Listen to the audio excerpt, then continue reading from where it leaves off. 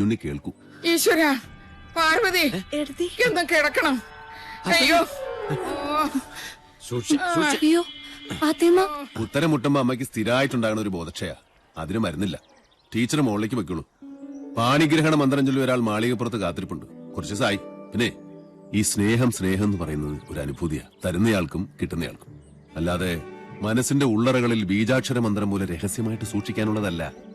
അനുജന്റെ ഉപദേശം ഞാനിക്കിഷ്ടാവില്ല. അതുകൊണ്ട് ടീച്ചറുടെ തലയുടെ മന്ത്രത്തിൽ ഇതോടെ ചേർത്തൊന്ന് ഓതി കൊടുത്തു നോക്ക്. ചിലപ്പോ ഗുണമുണ്ടാവും.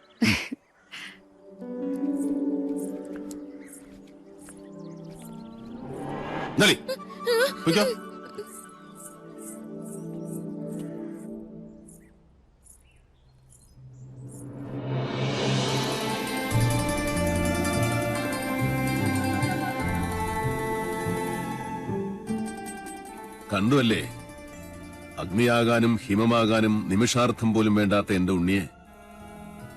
പട്ടാഴിയിൽ ഒരു സ്നേഹപ്പാലാഴിയുണ്ടെന്ന് പറഞ്ഞപ്പോ താൻ വിചാരിച്ചു കാണില്ല അതിത്രയും ചൂടുള്ളൊരു ചെങ്കടലായിരിക്കുമെന്ന്.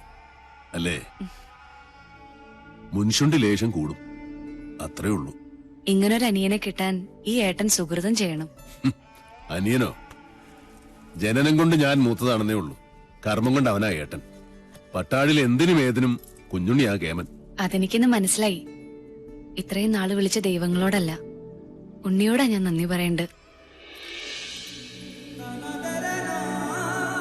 എന്താ ഇത്? ഗുരുവായൂരപ്പന്റെ ശ്രീകോവിലിനുള്ളിൽ വെച്ച് 41 ദിവസം പൂജിച്ചെടുത്ത പട്ടുതാലിയ. ഇനി ഇതിനൊരു അവകാശം ഉണ്ടല്ലോ.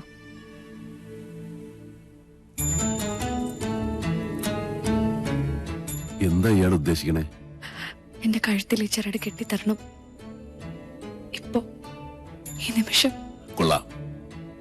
കൊട്ടും കുരവയും അഗ്നിസാക്ഷിയുമില്ലാതൊരു വേളി നടക്കട്ടെ. അതാവും യോഗം. എന്നാലും 1000 കർഗഹോമങ്ങളുടെ ബലമുണ്ട് എന്റെ ഉണ്ണിയുടെ ആശീർവാദത്തിന്. അത് മതി, എനിക്കത് മതി.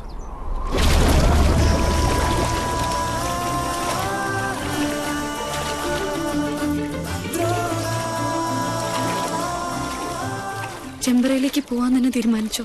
ഈ യാത്ര ഞാനായിട്ടല്ല, ഈശ്വരൻ നിശ്ചയിച്ചതാണ്. മാധവൻ പോയിരിക്കും. പടനിലത്തിന്റെ എതിർവശത്ത് നിന്റെ അച്ഛനും സഹോദരങ്ങളുമാണ്. നിനക്ക് കരയാം. ചെമ്പ്ര ഇനി ശ്മശാന ഭൂമിയാകാൻ അധികം കാലമില്ല. ഒരു താത്രിക്കും രക്ഷിക്കാൻ കഴിയില്ല ചെമ്പ്രയെ.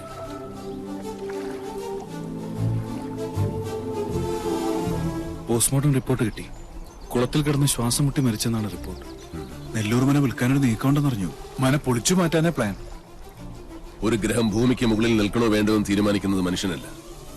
അതിന്റെ കണക്കും ഈശ്വരന്റെ കയ്യിലാണ്.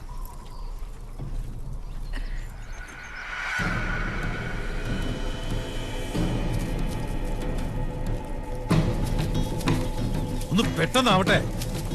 നേരെ അങ്ങോട്ടിട്.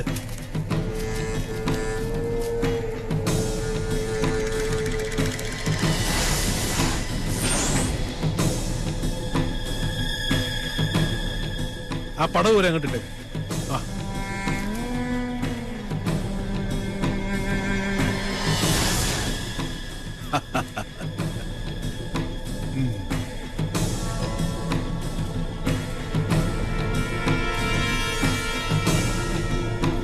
ഇതോടെ നശിക്കട്ടെ ചെമ്പ്രയുടെ ദുഷ്കീർത്തി, ദുശകുനം. നിന്ന് കത്തട്ടെ. ദാ അസ്ഥിവാരം വരെ ചാമ്പലാവണം.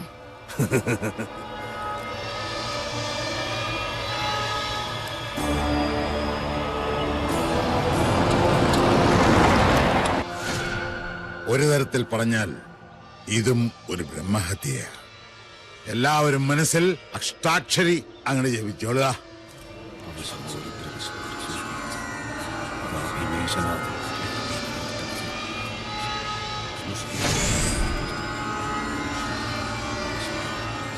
ഇനി ഒട്ടും അമാന്തം വേണ്ട, അതിനങ്ങിട്ട് അമർത്തുക.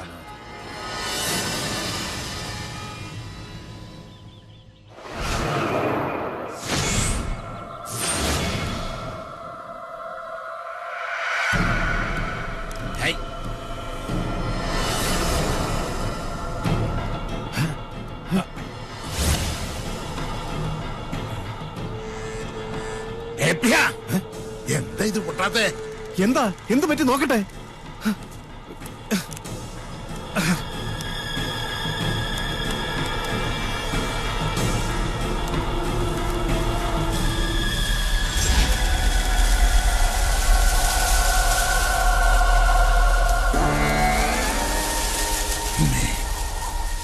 പൊറുക്കണം, മക്കളുടെ മൂഢത മാർപ്പാക്കണം. പക്ഷെ അത് ലൂസ് കോണ്ടാക്ട് ആയിരിക്കും. ഒന്നും ഞെക്കി നോക്ക്. ഒരക്ഷരം വേണ്ടി പോരുത്. മണ്ട ഗണേശൻ, കണ്ണു തുറന്ന് നോക്ക്. അന്തരീക്ഷത്തിന്റെ മട്ടും ഭാവവും മാറുന്ന കാണുന്നില്ലേ? എന്തോ വരാൻ പോകുന്നെന്ന് എന്റെ മനസ്സ് പറയുന്നു.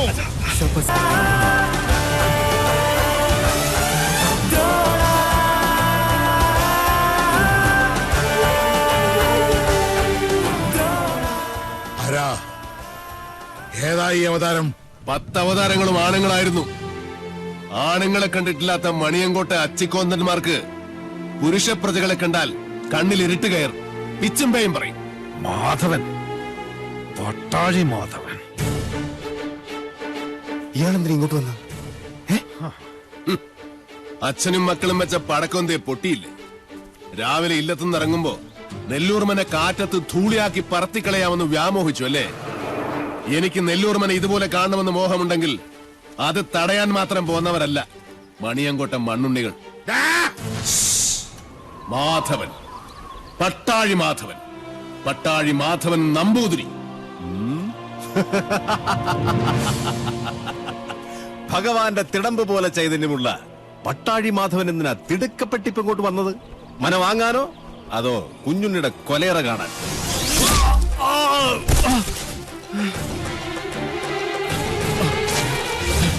5 പ്രാണനും അലറിക്കരഞ്ഞപേക്ഷിച്ചാലും ഈ ദയന് ഞാൻ ആവർത്തിക്കില്ല.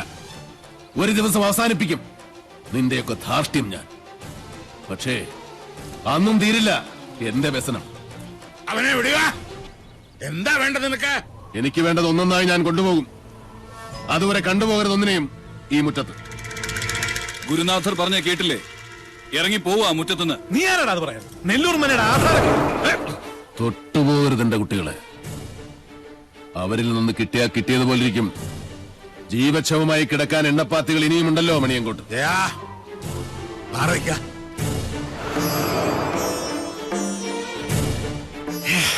ആധാരം കാണണോ? നല്ല ഒറിജിനൽ ആധാരം കൈവശമുള്ള അവകാശിയെ കാണുമ്പോൾ ഉള്ളുകാളിൽ താഴെ വീഴരുത് മണിയങ്കോട്ടുകാരനവന്. ഷാരടി മാമേ, ഒന്ന് കാട്ടിക്കൊടുക്ക്.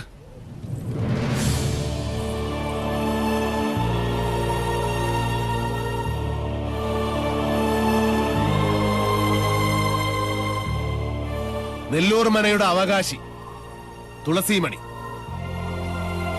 മനസ്സിലായില്ലേ? നെല്ലൂർ ഹരിനാരായണന്റെ ഒരേ ഒരു മകൾ.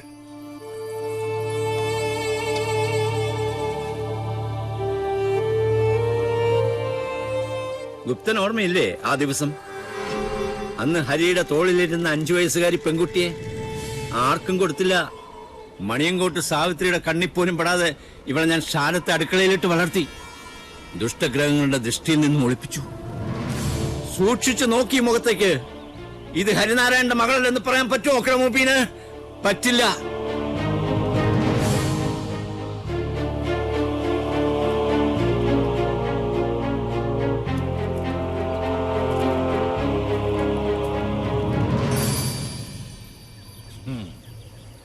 പാവം ഈ ശാരൻ. 7 സമുദ്രങ്ങൾക്കപ്പുറം ഒളിപ്പിച്ചിട്ടും നീ രക്ഷപ്പെട്ടില്ലല്ലോ മോളെ. എത്ര ആവാഹിച്ചിട്ടും സാവിത്രി ഇറങ്ങി വരാത്തതിന്റെ രഹസ്യം ഇപ്പൊ മനസ്സിലായി. കാത്തിരിക്കുക അവള്. ചെല്ല്, വലതുകാല് വെച്ചങ്ങടെ കയറുക. ഈ തുളസിക്കതിരും സാവിത്രി പറിച്ച് തലേ ചൂടും. അതിനു മുമ്പ് സാവിത്രിയെ ചുട്ട് ഭസ്മമാക്കി നിങ്ങളുടെ നെറ്റിയിൽ ചാർത്തിയിട്ടുണ്ടാവും മാധവൻ. പഞ്ചഭൂതങ്ങളും അഷ്ടദിക്കുകളും 5 സ്വരൂപത്തിൽ വാഴുന്ന ഈശ്വരൻ സാക്ഷി. ഇന്ന് തുടങ്ങും നിന്റെയൊക്കെ രാപ്പനി. പോ, ചെന്ന് രാശി വെച്ച് നോക്ക്. നിന്റെയൊക്കെ ലഗ്നത്തിലും ചന്ദ്രനിലും മൃത്യു നിറഞ്ഞു നിൽപ്പുണ്ടാവും. പോ, വന്ന വഴിക്ക് പോകാൻ. മക്കൾക്ക് അച്ഛൻ വഴികാട്ടി കൊടുക്ക.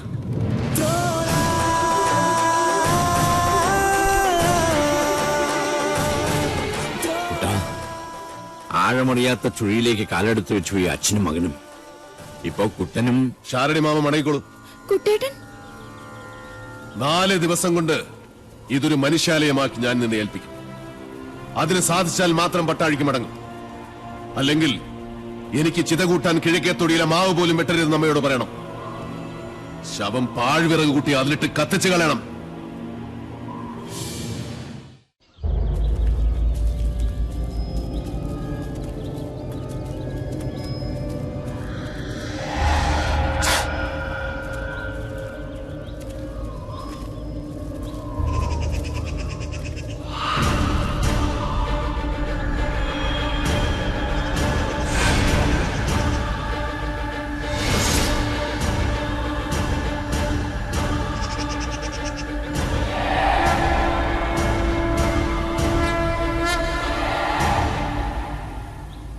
ബ്രാഹ്മണ ഭൂമിക്ക് ശുഭ്രനിറവും നെയ്യിന്റെ ഗന്ധവും ഉണ്ടാകും. ക്ഷത്രിയ ഭൂമി ചുവന്നതും ചോരയുടെ ഗന്ധമുള്ളതും.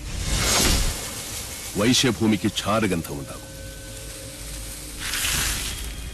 കറുത്തതും ശ്മശാനത്തിന്റെ ഗന്ധം വമിക്കുന്നതുമായ ഭൂമി ശൂദ്രഭൂമി,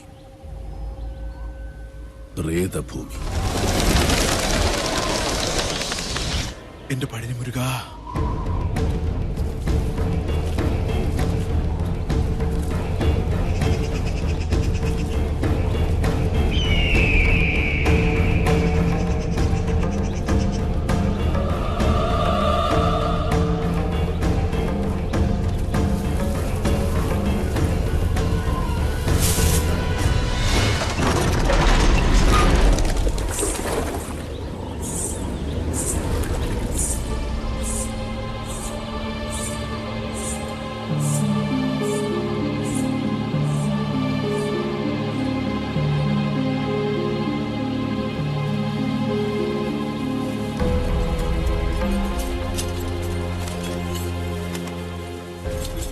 കൊള്ളാം. ഉളിയന്നൂർ തച്ചൻ മണ്ണും മരവും കൊണ്ടെഴുതിയ കവിത. ഭൂമിയിൽ ഒരു തച്ചന് 8 തരം ഗ്രഹങ്ങൾ പണിയാം. അതെ, എന്തോ ലക്ഷണം കണ്ടിട്ട് നെല്ലൂർമന ഏതിനത്തിൽപ്പെടും? ഹിരണ്യനാഥം, സിദ്ധാർത്ഥം, സുക്ഷേത്രം ഏത്? തെക്കിനി, പടിഞ്ഞാറ്റ, വടക്കിനി, കിഴക്കിനി.